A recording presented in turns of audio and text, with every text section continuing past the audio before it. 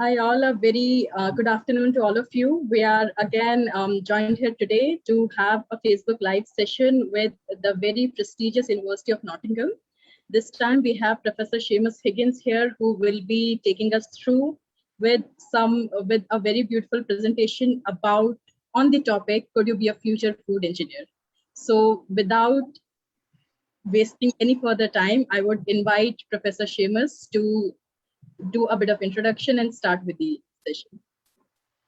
Welcome, sir. Hi, thanks, Ruchika. And good afternoon, India. It's still morning time here in the UK. But yeah, great to have you on board. Future food, engineering, etc. Let me see if we can just get the technicalities out of the way. Let me share the screen and we can start. Okay. We can see that screen, yeah?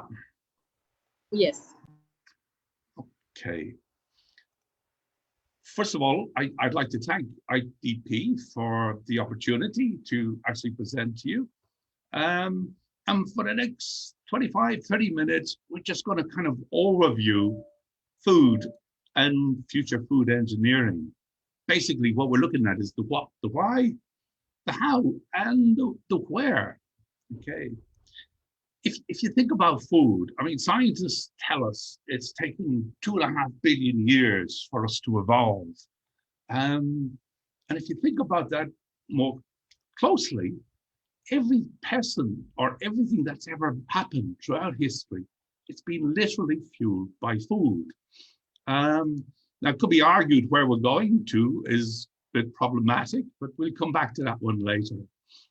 Food not only fuels us, it also defines our societies. I mean, if you think of hunter-gatherers, the agricultural societies, and more recently, the Industrial Revolution. But of course, that ended 20 years ago. So we're now looking at for what I'm calling a new food revolution. If you think of the global food industry, it's huge. You know, it's a 12 trillion industry. 10% of global consumer spending and 40% of employment. But I think what's more importantly is it's forecast to grow at a CAGR of 5%. If you look at it from India's perspective, that's even higher. I mean, India has one of the biggest food processing sectors in the world, and that's forecast to grow at an annual compound growth rate of 11%. Food over the years, if you think back over the past 50 years, think of all the industries that's out there, computers, aeronautical, all of these things. Food and profitability from the food industry was actually the highest. If you had a rich uncle in the States that invested $1,000 for you in 1963, today you would be actually a millionaire. But things do change. And, you know, it was Heraclitus 2,500 years ago that said to us, the only thing that is constant is change. And that change is dramatically affecting food and the food industry. And it's creating challenges. Well, we'll talk about them as we go. Probably the primary cause was when the Industrial Revolution suddenly came to an end, when we realized that there weren't limitless resources in nature, no more than there was the world had an infinite capacity to absorb the world's waste. So of course, that's changing things, and it's introducing two new elements to the food industry. Basically, you're looking at social and environmental aspects, where before it was just purely financial.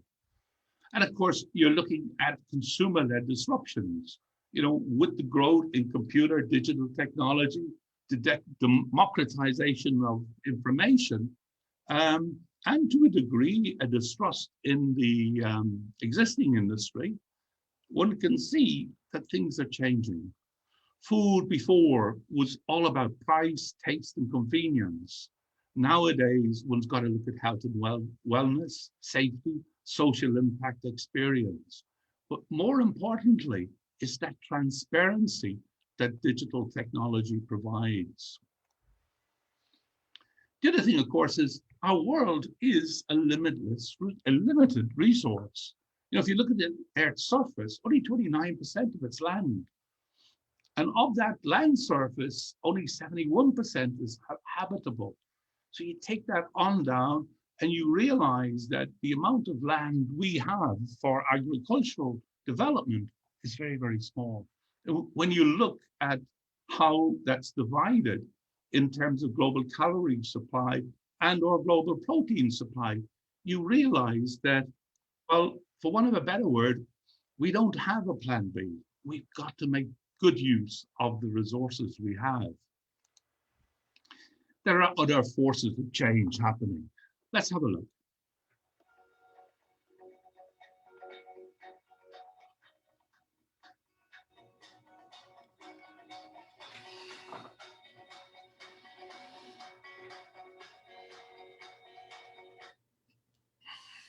If we look at the surge of younger population in emerging markets, smaller household sizes, mass scale urbanization. I mean, they estimate by 2050, nearly 85% of the world's population will be living in an urban environment. You've got growing middle classes. That one that's just gone off the screen there is growth of older people. But most importantly, you're looking at greater global connectivity and mobile penetration. And of course, that's actually changing consumers.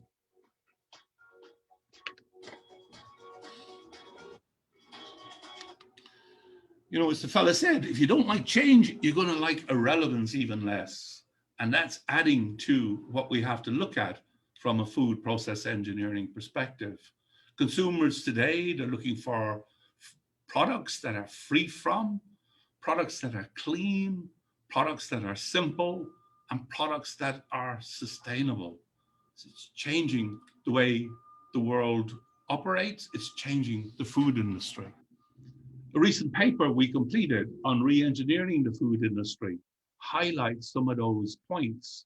I mean, the world faces an imminent crisis now in the supply of phosphate because basically we use most of it. A third of all edible food produced goes uneaten, despite the fact that 10% of the global community goes hungry.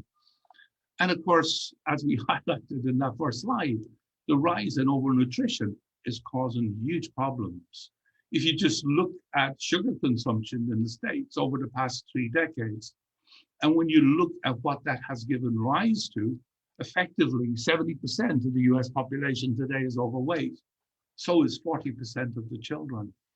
You know, on the one hand, we need to acknowledge that individuals bear the responsibility for their own health, but on the other hand, food environments do exploit that need, psychological, social, etc., making it easier for people to eat unhealthy foods. So something we've got to look at, something we've got to change. The other thing, of course, is CO2 emissions. You know, if we carry on the path we're at, we're looking at a 5% global warming. You know, if we go currently as what's being talked about, Paris Agreement, it's 3%. We've got to look at reducing that right down. And of course, agriculture and food supply makes up a large component of those CO2 emissions. So with all that's happening, what does Big Food think? How are they going to manage with change, or what are they thinking about change? Probably the best one to speak to here would be the CEO of Nestle, which runs the biggest food company in the world. Let's hear what he has to say.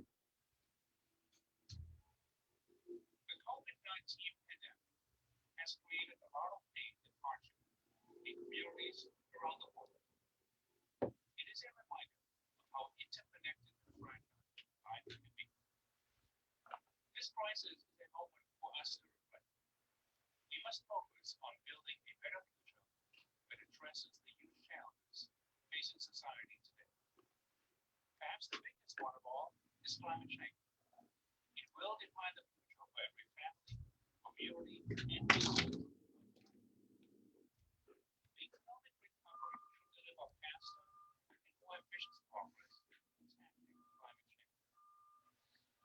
many companies, including Nestle, will do their part on the way towards net zero emissions. At Nestle, we will work towards this objective and deliver affordable, sustainable nutrition wherever we operate. I call on policymakers, companies, and others to build a recovery that protects health and the environment, accelerates progress on climate change, and delivers prosperity for all. Yeah. In a nutshell, that's why we need engineers. Or more importantly, we need more engineers. Think of the word engineer. You know, it's made up of two Latin words, ingenere, to create, generate, contrive, devise, and ingenium, cleverness. So if we defined as a definition for engineering the ability to make things or make things better, then it's obvious it becomes a vital profession for solving global food challenges. So with that change, with that constant change, how do we manage it?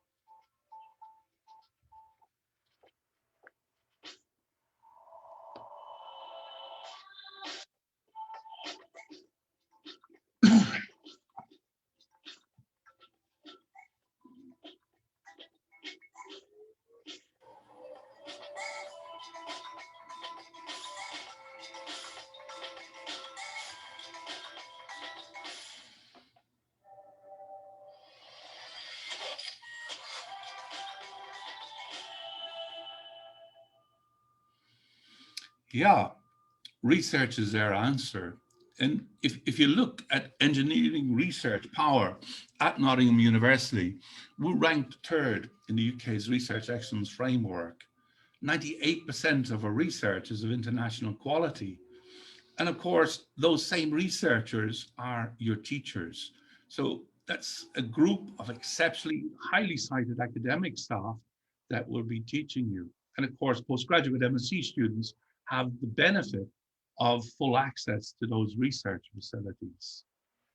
University of Nottingham, we are what's known as TEF Gold Standard, which is basically the highest accolade one can have for university education in the UK. But let's stand back from it for a moment. We were talking about research. And of course, you've got research, you've got science, and you've got process engineering. And if I had to separate the two, if research and science is the what and the why, well, process engineering is the how. Let's have a look at what we do here in the Faculty of Engineering.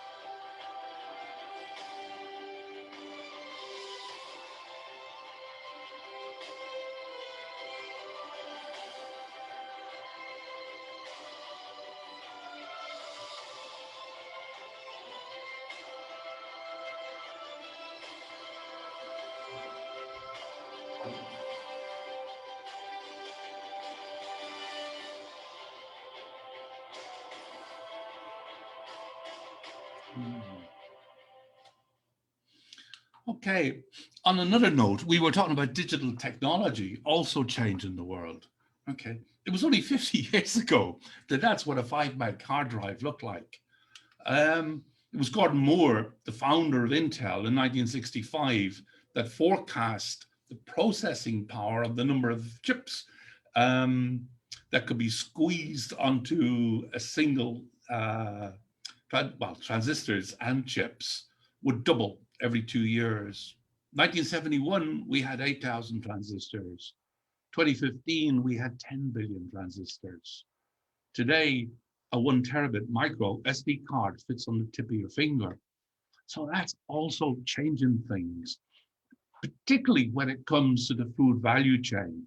And again, well, that's why we need more engineers, because when you look at what's happening out there, you begin to understand the changes that are coming.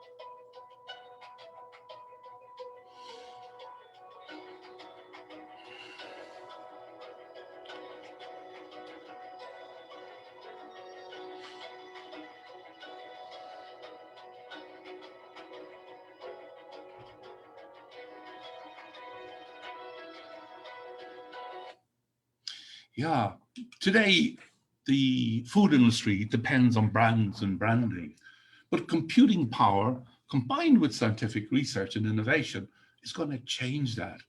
And you're going to see a future where smart technologies start to take over. Think of your own personal avatar, and he or she is telling you how, well, basically what foods to track, your medical history. I mean, already there's work being done on DNA coupling with the types of food that you require. So yeah, that's the exciting bit going forward for food and food process engineering. Here in Nottingham, let's overview what we're looking at, okay? MSc in food process engineering, our admission requirements, it's a 2.1 degree, which must include engineering subjects.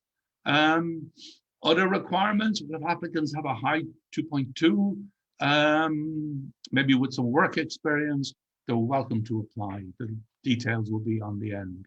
IELTS requirements, 6 or better.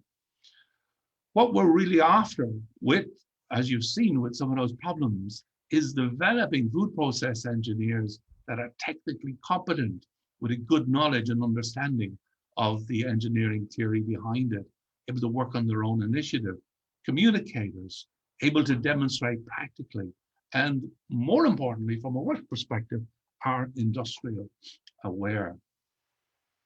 Our School of Chemical Environmental Engineering has extensive pilot scale labs.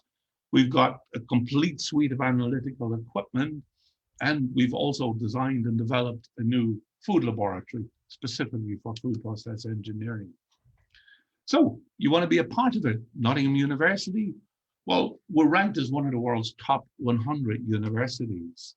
But I think more importantly, we're also ranked top 70 in the world for employability. And I'll come back to that one just shortly.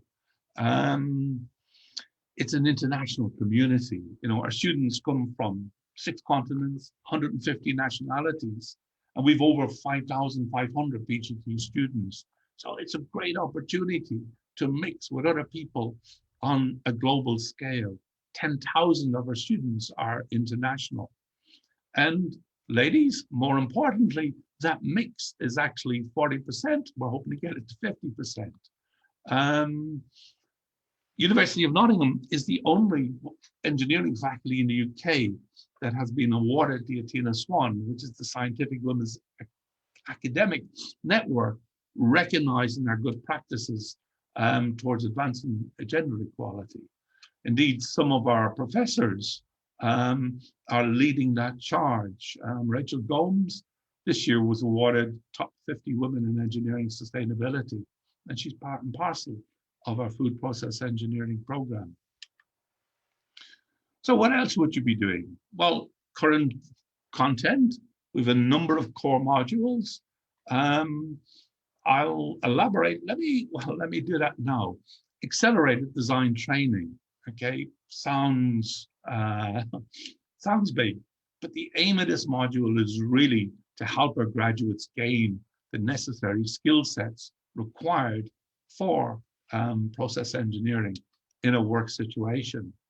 It helps you gain experience working as part of a team, making informed design decisions and communications. And while the module is student-led, it's also under the guidance of a group of academics who are industrial specialists. People like me who are old, grey, but having had 30, 40 years experience in the particular industries that we're talking about. We also look at cutting edge research so that your project has relevance going forward. UK, Nottingham, we're right in the middle of it. And I know when people think about the UK, they say London, and London's great, it's an amazing city. We're 90 minutes away by train, but the big difference is Nottingham is a hell of a lot cheaper than London. You're also in the heart of England, close to wonderful countryside, and you're also 20 minutes away from the local East Midlands Airport, which has connections all over Europe. We're very proud of our University Park campus, where our engineering facility is located. It's 300 acres of greenery, buildings all around. We're also winning the Green Flag Award every year since 2003. It's also home to the David Ross Sports Village. And I know if I was looking for possible MSc studies, all work and no play, one needs others or other things. Sport and fitness, you name the sport, we have it. I think of the 12 top university sports in the UK, our teams are number one in 10 of them. I don't know if we've got any Harry Potter fans out there. We also have a Quidditch team. Now, I'm not quite sure whether you've got to supply your own broomsticks for this or whether the university supplies them, but we do have a Quidditch team. Overall, we're voted the best university in the UK when it comes to sports and sports detail. Okay. The other thing about Nottingham is it's the best of both worlds in the sense that our campus is a 5-minute tram ride from the city. So you've got both city and campus. And of course, you've got all of those green spaces next door to us. This is Wollaton Park, which is 500 acres of greenery.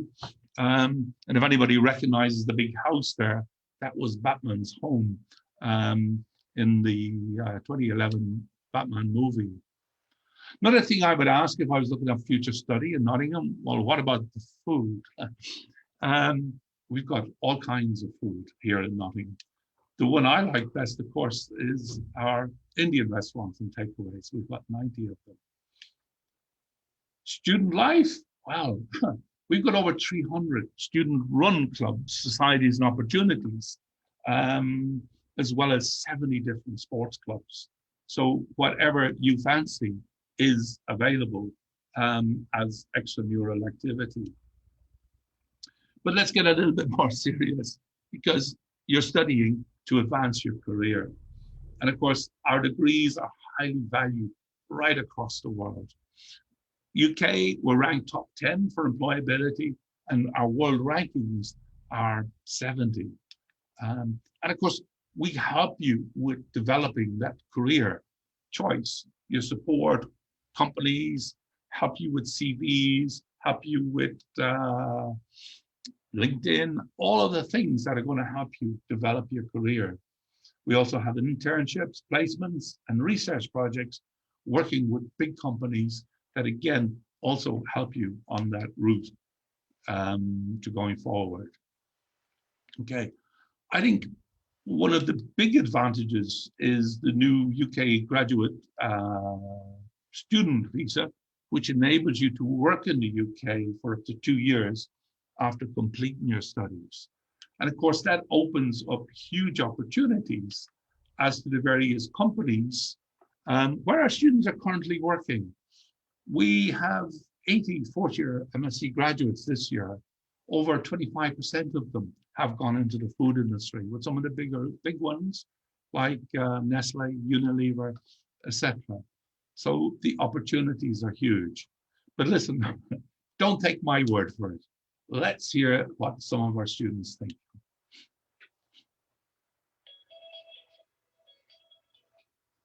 Started about 2 years ago to develop a new MSc program in process engineering. The electrical engineering has 25 years of food industry. Food is one of the basic desires of human beings, and it's very cool to work with that. And the other thing is, what I did in chemical engineering set a very firm base of my studying food process engineering. I studied food processing while I was in China. So after I come to Nottingham, some of my knowledge I can use to my courses. Nottingham is not only providing me with the technical knowledge required to walk into any job in the food process engineering industry, it's providing me with the soft skills such as communication, teamwork, and organisation. Nottingham has lots to offer you, and there are many different projects, different industry visits, which help you to become a better food engineer. I think possibilities and the potential for food process engineering going forward is absolutely amazing. I think the mega food companies all are global companies, so being an international graduate will help people to get the better spectrum of the industry. Outside of studies, the Students' Union offers lots of opportunities to take part in activities and volunteering to really create a rounded experience of the year. If you're interested in a career in food process engineering, particularly the master's degree and above, then have a look at our website, have a look at the specific pages related to the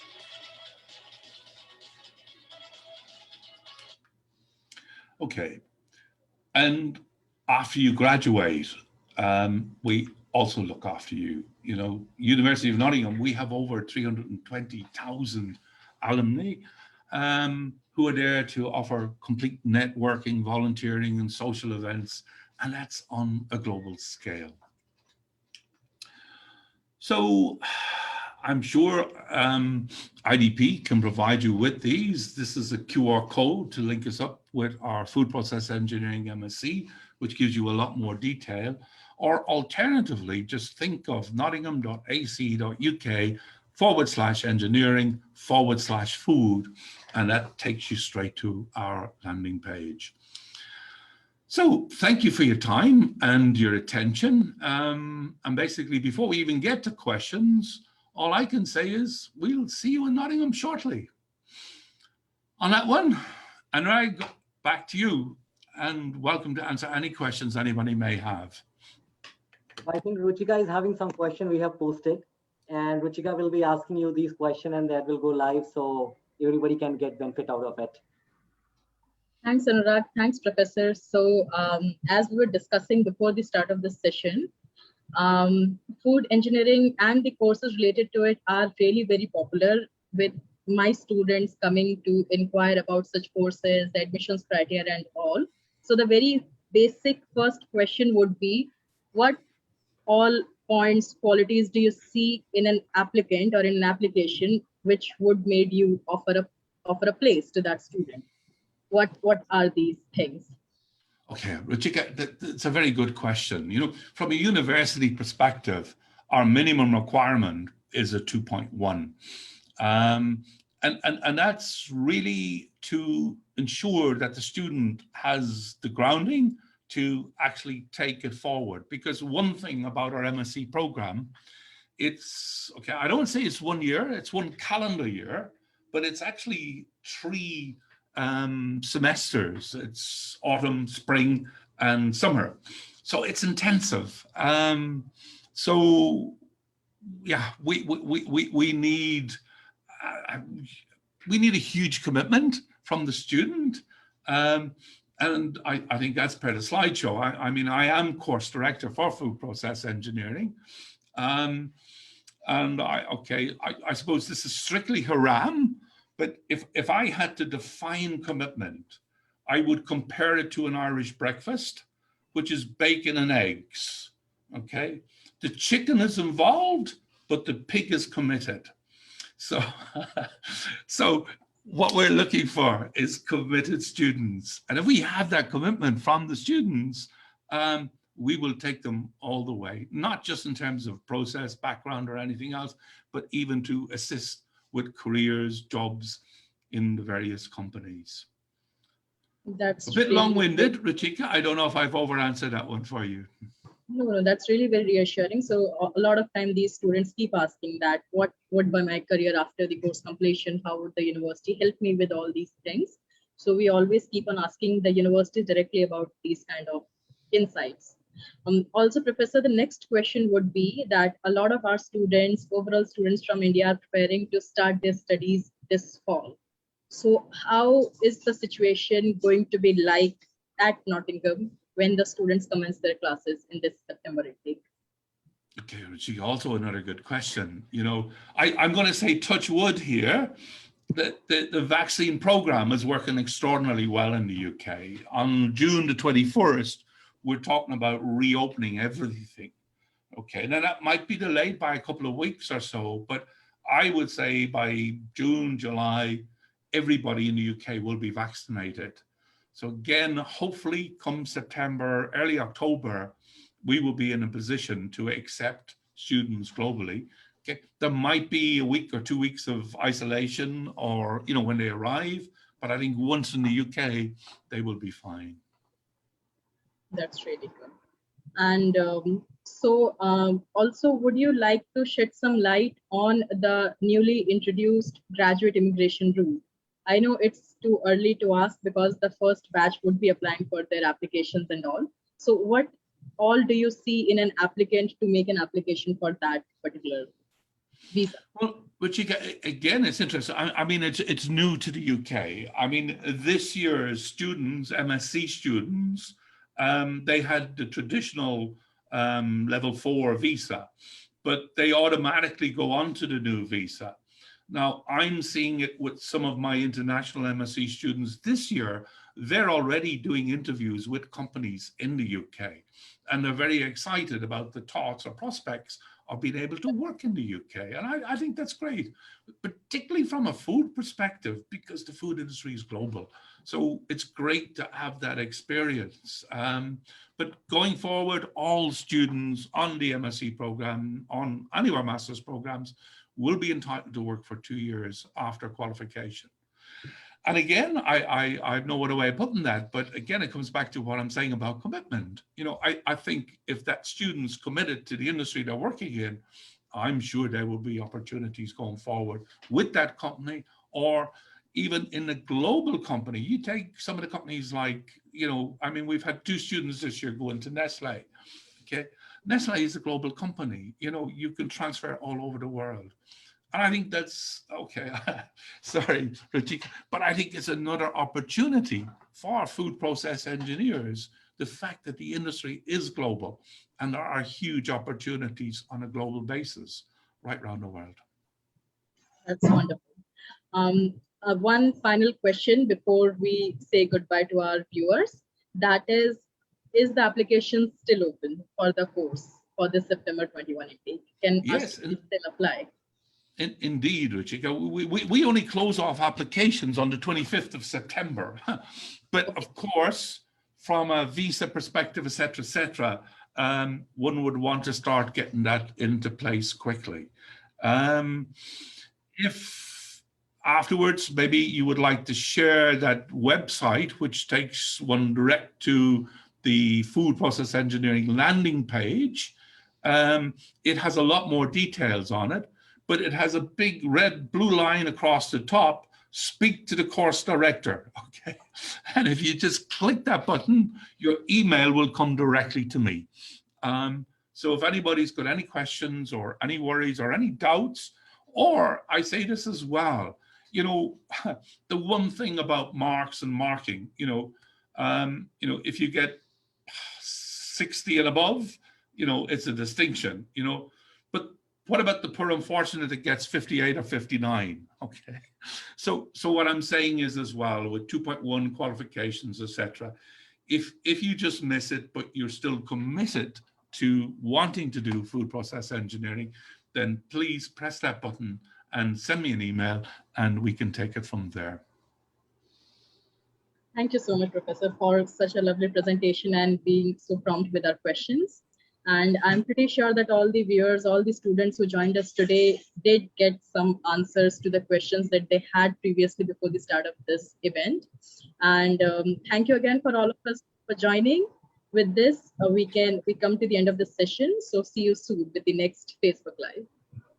Yeah, but Ruchika, as I said, and Anurag, thanks a million for the opportunity to speak to your students. And yeah, we'll stay in touch, huh? And we look